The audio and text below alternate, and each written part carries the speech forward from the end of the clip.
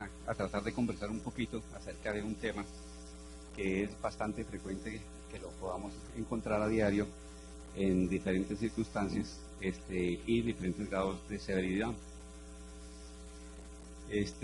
Generalmente, pues como todas las charlas, siempre deben reunir una serie de objetivos para el aprendizaje, y en muchas ocasiones es importante tener en cuenta las características anatómicas, fisiológicas, fisiopatológicas que se dan, y reconocer las causas más frecuentes que pueden haber de síndrome o de falla respiratoria aguda en pediatría, así como hacer análisis sobre las clínicas, las manifestaciones clínicas más importantes, y así poder hacer una aproximación diagnóstica y terapéutica adecuada que pues finalmente va a redundar en lo que nosotros nos proponemos, tratar de salvar las vidas con estos pacientes que nos pueden presentar muy fácilmente las diferentes alteraciones y poner en peligro la vida del paciente. Por definición, nosotros sabemos que el síndrome de dificultad respiratoria aguda es un síndrome fisiopatológico que compromete el parénquima pulmonar como resultado de noxas que afectan el pulmón en forma aguda, o que puede ser secundario a diferentes alteraciones, diferentes enfermedades de tipo sistémico. ¿Qué ocurre? Pues generalmente en el cual se ve tan comprometido el parénquima pulmonar que se torna totalmente incapaz para mantener una adecuada ventilación, oxigenación, y como les dije, entonces esto es producto del resultado de muchas causas que no necesariamente involucran exclusivamente al aparato respiratorio, sino también que pueden estar directamente relacionados con otras alteraciones del sistema nervioso central, alteraciones en la difusión gaseosa, alveolo capilar, enfermedades cardíacas congénitas que afectan el flujo sanguíneo pulmonar, como también pueden haber enfermedades neurológicas que comprometan nervios periféricos y los músculos de la respiración, y no olvidar además que pueden haber sobredosis de diferentes fármacos y drogas que intoxican a los pacientes. Hablar de anatomía de vías respiratorias, ¿qué significa? Significa en muchas ocasiones, y es indispensable tener en cuenta las características anatómicas, estructurales de qué es lo que estamos tratando. Hablar de las vías respiratorias en pediatría significa tener en cuenta de que la tráquea y todas las vías respiratorias son mucho más pequeñas, son mucho más laxas. Probablemente todo lo que concierne al cartílago de la tráquea, bronquios, bronquiolos, puede estar en desarrollo o es incompleto totalmente, dependiendo la edad del niño que estemos tratando. Reúnen una serie de características anatómicas que difieren de las del adulto, como ser una tráquea que es más corta, es más pequeña, es más estrecha, comparativamente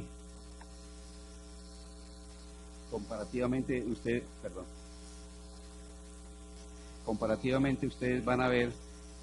la tráquea en los adultos es una tráquea que es cilíndrica, que tiene unas dimensiones muy parecidas, y contrario en pediatría es una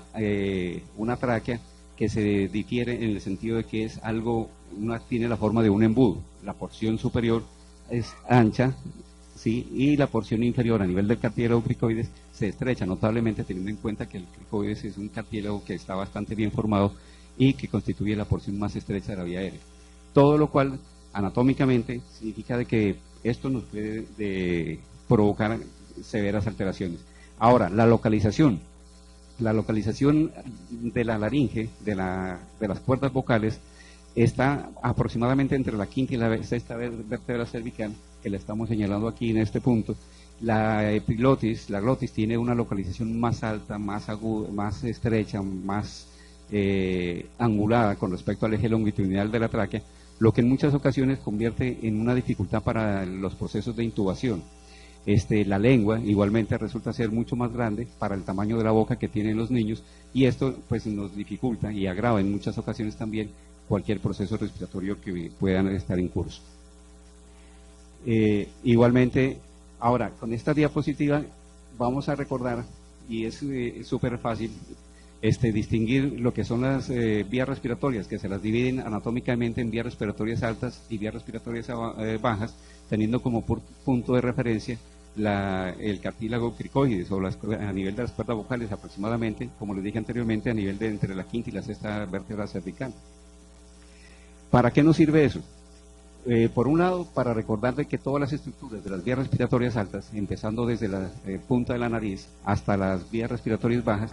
hay que recordar la constitución histológica por su desarrollo embriológico, que es un solo epitelio común que se origina desde la punta de la nariz y termina hasta los alvéolos, obviamente que tiene diferentes modificaciones dependiendo a qué nivel se encuentra, en el cual el epitelio va a ser plano, va a ser cilíndrico, o aplanado, cúbico, estratificado, pseudoestratificado, ciliado en las diferentes regiones donde se está localizado. Pero ¿qué particularidad tiene este epitelio? De que es una vía común de continuidad, de solución fácil y de desplazamiento de procesos respiratorios que empiezan en la punta de la nariz y que pueden terminar en los alvéolos. Y ustedes saben que todas las infecciones respiratorias empiezan por la nariz, empiezan con los estornudos, empiezan con las goticas de flujo de saliva, que las transmitimos en el momento que estornudamos, en el momento que tosemos, y esa es la vía más fácil de contaminación y de riesgo elevado, sobre todo para la población más pequeña, que es la más vulnerable probablemente. Como en todas las patologías, siempre tenemos que tener en cuenta los factores de riesgo enorme que tienen los niños. Y obviamente hay niños que están mucho más expuestos y están mucho más, seguramente son más asediados y más fácilmente agredidos por las diferentes nosas que puedan estar circulando en el medio ambiente, y todas están directamente relacionadas con todas estas características que siempre las tenemos que recordar, que incrementan factores de riesgo y probablemente de elevada grado de complicaciones cuando se producen las infecciones respiratorias. La desnutrición, el déficit de micronutrientes, pensar que entre menor que corta edad tenga el bebé existe mucho más riesgo, ¿sí? El género, cuando nacen, cuando son prematuros, cuando son extremadamente bajos pesos, son niños que potencialmente van a tener mayores complicaciones y también van a ser mucho más susceptibles de adquirir infecciones transmitidas en el medio ambiente. ¿Sí? Todos los factores contaminantes del medio ambiente, el polvo, el humo, los olores desagradables, hasta las mismas colonias, los mismos perfumes de los padres, pueden ser nocivas para la respiración de un niño. Entre más pequeño va a ser mucho más de riesgo. El hacinamiento, la pobreza extrema y las condiciones diferentes que puedan haber que rodeen al niño agravarán el pronóstico. Estas son las diferentes patologías entonces que van a estar estipuladas como parte de las infecciones de vías respiratorias altas que nos pueden provocar dificultad respiratoria, que pueden estar siendo, pasar desapercibidas o que en su debido momento pueden significar mucha gravedad si no son diagnosticadas a tiempo y tratadas. Esta imagen simplemente es para recordarles de que hay cosas tan elementales como la solución salina hipertónica que bien utilizada, bien manejada, es el mejor mucolítico que necesitamos para evitar las complicaciones de esas diferentes patologías de vías respiratorias que pueden estar acechando a nuestros pacienticos. Generalmente, todas esas patologías respiratorias siempre van a presentar en mayor o menor grado diferentes mecanismos fisiopatológicos por los cuales se va a exacerbar la sintomatología respiratoria, que pueden provocar disminución de la presión inspiratoria de oxígeno, que pueden provocar hipoventilación alveolar, o alteración en la relación ventilación-perfusión o trastornos de difusión, ¿sí? Que finalmente significa eso, una menor disminución de oxígeno a nivel pulmonar y por consiguiente a posterior va a significar mayor esfuerzo respiratorio. ¿Qué pasa cuando se producen las simples gripitas? Que puede empezar, como les dije, como una simple gripa y transformarse en una verdadera neumonía, una verdadera falla respiratoria, dependiendo de las diferentes noxas y dependiendo de los factores genéticos predisponentes que tengan. Entonces los pacientes que de pronto empiezan con un simple resfriado que no es atendido adecuadamente, como parte de la primera medida que hace el cuerpo para defenderse de esas agresiones, recuerden que generalmente se produce estornudos, tos, que son una serie de mecanismos fisiológicos de respuesta que hace nuestro organismo, teniendo en cuenta de que existen una serie de barreras que se encargan de impedir el ingreso de diferentes partículas de polvo, de virus, etcétera, localizados en la nariz, en las vellosidades nasales, en la mucosidad nasal. Entonces, ¿qué pasa? Que en muchas ocasiones las noxas son tan agresivas, son tan marcadas, que seguramente van a empezar a producir como parte de esa respuesta del sistema respiratorio, edema de la mucosa respiratoria, ¿sí? Y ese edema y esa hipersecreción de moco es fisiológico en un comienzo, pero recuerden algo, que el moco generalmente no es muy fácilmente desprendible, y cualquier incremento de la mucosidad que se pueda dar en las vías respiratorias, y entre más pequeño sea el grupo de edad del niño, seguramente se va a traducir en mayor cantidad de esfuerzo respiratorio, de dificultad para respirar. ¿A qué se debe esto? Normalmente nosotros respiramos en forma espontánea, de tal manera que ni siquiera nos damos cuenta de que estamos respirando. El flujo, la manera como se desplaza el oxígeno sigue siguiendo las curvas de la cara, ingresa por la nariz, y es un flujo laminar que se produce en las vías respiratorias, en la cual nosotros ni percibimos que estamos respirando y que nos estamos oxigenando. ¿Qué sucede? Que normalmente ese flujo laminar es directamente proporcional al diámetro de la vía respiratoria a la cuarta potencia. Este va a ser comparativo entre la vía respiratoria pediátrica y la vía respiratoria del adulto. Vamos a decir que es a nivel de la tráquea o de un bronquio grueso. Más o menos se verían de esta manera. Cuando decimos que el flujo laminar entra en forma sencilla, en forma elemental, seguramente estamos hablando de este diámetro, de este calibre de la vía aérea. Pero en la medida que se empieza a producir hipersecreción de moco, se estrecha la luz de la vía respiratoria, reduciendo la entrada de aire, impidiendo la facilidad del ingreso del aire, y esto incrementa la resistencia de la vía aérea, que se convierte, ya no es inversamente proporcional y a la cuarta potencia, sino que se puede multiplicar hasta la 16ª potencia, y eso significa que se disminuye prácticamente en un 75% la cantidad de oxígeno que debe recibir los pulmones.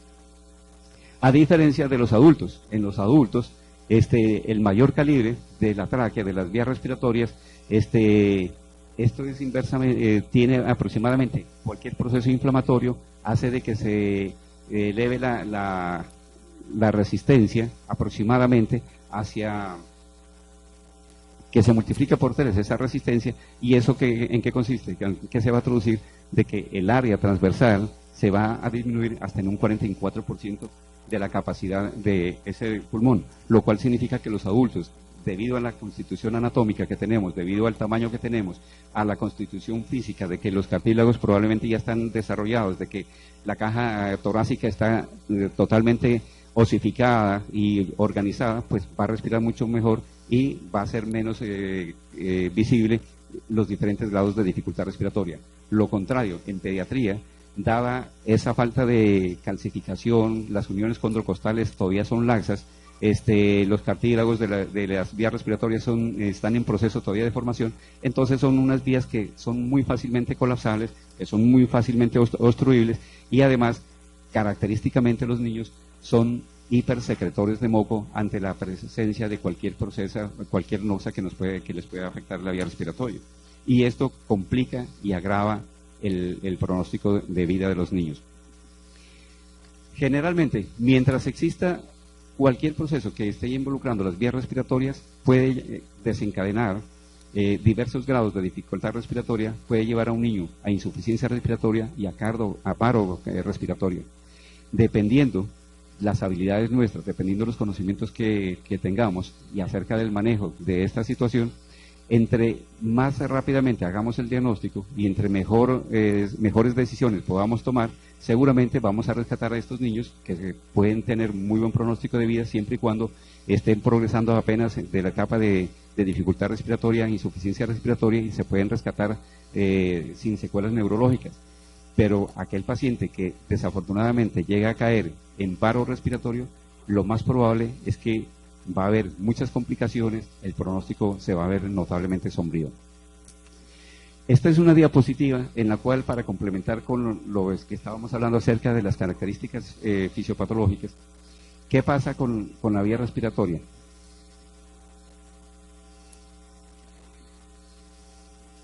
Normalmente, cuando nosotros hacemos los movimientos de respiración, expiración, inspiración, ¿qué sucede? Que en el momento de la expiración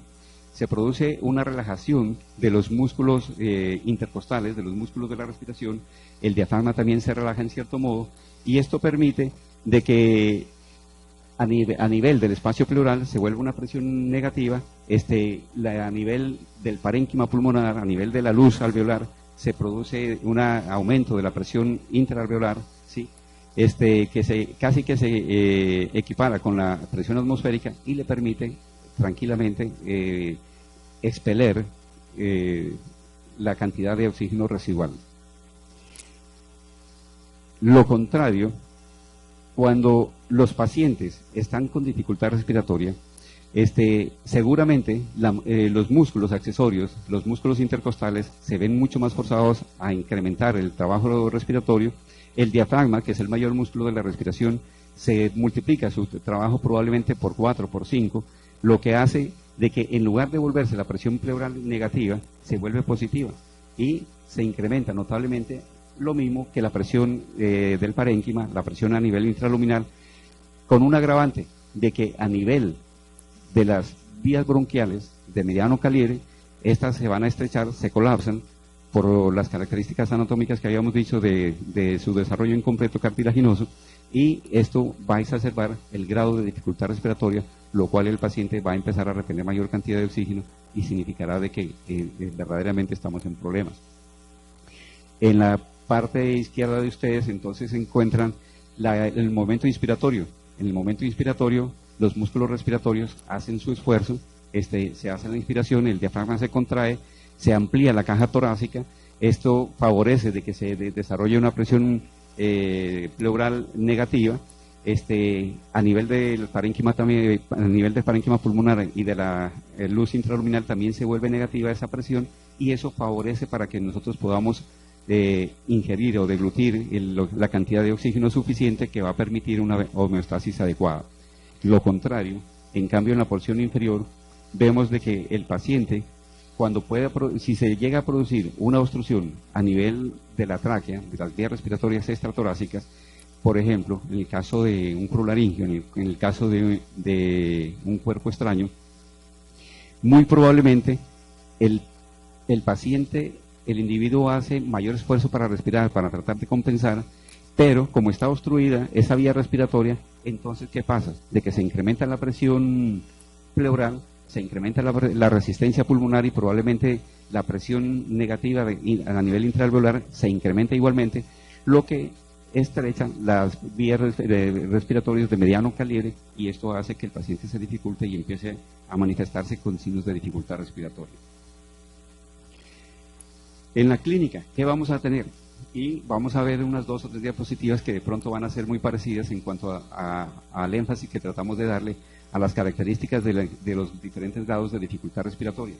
Siempre se van a traducir por la presencia de tirajes subcostales, frecuencia respiratoria, que probablemente hoy por hoy se consideran los 2 parámetros idóneos y más confiables para verificar y determinar que el paciente está con grados de dificultad respiratoria. Recuerden ustedes que normalmente la respiración debe ser una respiración superficial, suave, lenta, coordinada entre el tórax y el abdomen, de tal manera que nosotros ni la percibimos de que estamos respirando. Igual cosa sucede con los niños. Ustedes colocan a un niño en decúbito dorsal y obviamente que está sano, y se dan cuenta de que el niño respira, y no podemos determinar en qué momento, en muchas ocasiones no podemos determinar en qué momento está haciendo la inspiración y la expiración, ¿sí? Pero a partir del momento de que se presente edema de la mucosa respiratoria, a partir del momento que se den algún grado de obstrucción de la vía respiratoria, se termina esta coordinación simétrica tóraco-abdominal, y entonces aparecen la aparición los famosos tirajes subcostales, y la frecuencia respiratoria se va a ver incrementada, lo cual nos va a permitir determinar a nosotros que estamos ante un paciente que tiene dificultad para respirar, y dependiendo de otras características que más adelante les vamos a decir, entonces podemos determinar qué tan grave está y qué medidas salvatorias le podemos utilizar. La distensión pulmonar puede estar disminuida, pasa desapercibida, no la apreciamos en su grado extremo, y si tenemos la posibilidad de pronto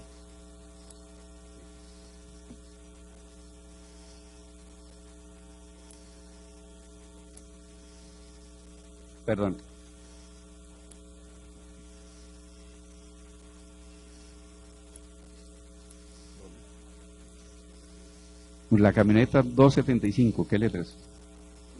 275 que está en la calle, le está cayendo muchas. Entonces les decíamos de que de pronto, si dependiendo del grado y compromiso de severidad que pueda haber en el paciente, de pronto la distensión pulmonar, la distensibilidad pulmonar es probable que se vea alterada, es probable que no la podamos percibir. Si tenemos la opción y la oportunidad de tener un saturómetro, vamos a encontrar de que el paciente seguramente está desaturado, está hipoxémico, y pues podemos determinar si el paciente estamos ante un paciente con falla respiratoria aguda, donde muy probablemente la colaboración de las diferentes imágenes y los laboratorios nos podrán ayudar a determinar el probable origen etiológico del proceso. Los signos clínicos característicos del esfuerzo respiratorio entonces están determinados por la presión intrapleural aumentada, debido a las características anatómicas de la estructura anatómica de ese tórax, que es del laxo, que es débil, se traen con facilidad y hacen la aparición de los diferentes tipos de tirajes que toda la vida nos habían enseñado en la universidad, pero que hoy en día prácticamente son los tirajes de tipo subcostal los que nos pueden estar indicando grados de severidad. Y tenemos que evaluar al niño con dificultad respiratoria y con tos. Tenemos que estar pendientes acerca de los ruidos nasales, guturales que nos puedan estar presentando, así como el cabeceo nasal, mirando el esfuerzo respiratorio que desarrollan, ¿sí?, la presencia de la tos, las características de la tos y obviamente el grado de dificultad respiratorio, para que hacen un esfuerzo marcado, notable, para tratar de compensar la hipoxemia que está padeciendo. Seguramente a la auscultación le vamos a encontrar sibilancias, le vamos a encontrar toda una gama de ruidos especiales, pero lo más importante que lo tenemos que tener en cuenta es el análisis global que tenemos que estar realizando entre la sintomatología respiratoria que el paciente está presentando, ¿sí?, tirajes, frecuencia respiratoria elevada, estridor laringio, ruidos nasales, con un cornaje que se puede presentar en muchas ocasiones, o que el niño llegue quejándose, y vamos a observar el desbalance tóraco-abdominal, lo cual nos estará indicando de que el paciente está grave. Pero hay que sumarle además lo que toda la vida seguramente en la universidad nos enseñaron, pero que hoy en día se hace énfasis con respecto a lo que llamamos triángulo de aproximación. Nosotros siempre, toda la vida lo hemos hecho y lo seguimos haciendo y lo recalcamos. Tenemos que vigilar no solamente la parte respiratoria, sino también mirar cómo se encuentra neurológicamente el paciente, cómo se encuentra desde el punto de vista cardiovascular, porque las tres esferas nos pueden estar implicando severidad, compromiso mayor y riesgo de mortalidad elevada. Entonces, ¿qué es lo que tenemos que ver en la parte respiratoria? En la parte respiratoria tenemos que vigilar la presencia de todos los signos clínicos que sabemos y conocemos que nos están indicando si el paciente está estable o inestable desde el punto de vista respiratorio. Desde el punto de vista de la apariencia, la parte del sistema nervioso central, nosotros nos asustamos demasiado cuando estamos enfrente de un paciente que llega entre somnoliento o que está en coma, y lo tenemos que aprender a diferenciar de aquel paciente que de pronto muy probablemente está dormido. Le tenemos que hacer algunas maniobras, le tenemos que hacer las maldades de pellizcarlo, de estimularlo, para ver si realmente o está dormido o el paciente está en un estado de somnolencia o de letargia o de pronto de inconsciencia, ¿sí? Si el paciente responde en forma adecuada, nos quedamos tranquilos, pero si el paciente tiene diferentes grados de compromiso, bien sea respiratorio, bien sea cardíaco, bien sea neurológico, seguramente van a estar afectadas las dos o las tres esferas de este triángulo, y eso nos va a significar gravedad y pronóstico sombrío. Hay pacientes que de pronto nos pueden llegar con síntomas respiratorios, nos pueden llegar con síntomas neurológicos y nos olvidamos de hacer la evaluación acerca de las posibilidades diagnósticas y de los aportes cardiovasculares. ¿Qué es lo que tenemos que estar pendientes de los síntomas cardiovasculares? La temperatura,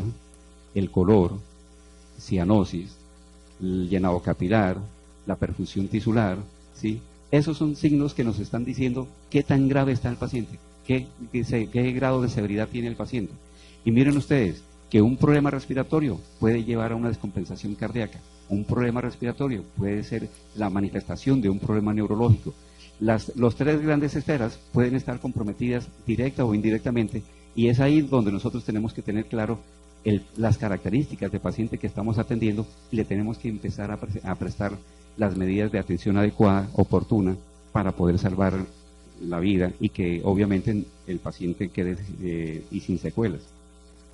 Simplemente para recordarles los diferentes parámetros de frecuencia respiratoria utilizados a diferentes grupos de edades, y vamos a tratar de hacer un resumen discreto acerca del tratamiento del manejo del paciente con dificultad respiratoria. Dificultad respiratoria que de pronto creo que se me había olvidado mencionarles, dificultad respiratoria que la podemos encontrar en el consultorio, la podemos encontrar en pacientes hospitalizados o obviamente en los pacientes que llegan por urgencia por primera ocasión, y es ahí donde nosotros podemos hacer el análisis, la diferenciación del grado de severidad del paciente y prestar la atención respectiva. Yo les voy a hacer un resumen más o menos rápido acerca del manejo, del tratamiento del paciente, y sobre todo porque ustedes van a tener más adelante una conferencia con el experto en neumólogo, el doctor Iván Están, a quien lo saludo y le manifestamos nuestro respeto por habernos incluido y atravesado en los temas de su conocimiento. Pero el manejo de los pacientes que están con dificultad respiratoria, tan pronto los detectamos, todos nosotros los vamos a detectar. ¿En qué consiste? Obviamente, dependiendo la situación, el sitio clínico donde estamos trabajando, vamos a tener que hacer la remisión inmediata a un centro de atención adecuada. Si estamos trabajando en un servicio de urgencias, vamos a tener que seguramente canalizar una vena lo más rápidamente posible. ¿Por qué razones? Le tenemos que colocar líquidos. Por varias razones. Muy probablemente porque a lo mejor, dependiendo del grado del tiempo de evolución de la enfermedad, el grado de compromiso respiratorio que tenga el paciente, seguramente el paciente está ayunado, seguramente el paciente está un poco acidótico, porque cuando estamos sin comer, estamos enfermos, no tenemos ganas de alzar a ver ni al vecino, dejamos de comer, entonces los niños empiezan a hacer uso de sus reservas metabólicas. Al hacer uso de sus reservas metabólicas, entonces, ¿qué pasa? De que el paciente empieza a manifestar descompensación metabólica, y sumado a la falta de ingesta de líquidos, entonces el paciente va a estar deshidratado y metabólicamente afectado también, y esto es lo que el paciente nos va a agravar al paciente. Entonces, cuando llega a la urgencia, vamos a tener que canalizar una vena, seguramente le tendríamos que hacer una glucometría si tenemos a la disponibilidad, y dependiendo de la glucometría, entonces, si es necesario hacer aportes con soluciones destrozadas, más los respectivos electrolitos a dosis adecuadas para poder estabilizarlo, compensarlo metabólicamente. Lo más habitual que nosotros hacemos, y que si el paciente no lo permite, es hacer uso de los famosos cristaloides Harman o solución salina, ¿sí? Es indispensable hacer un estado de hidratación adecuada del paciente,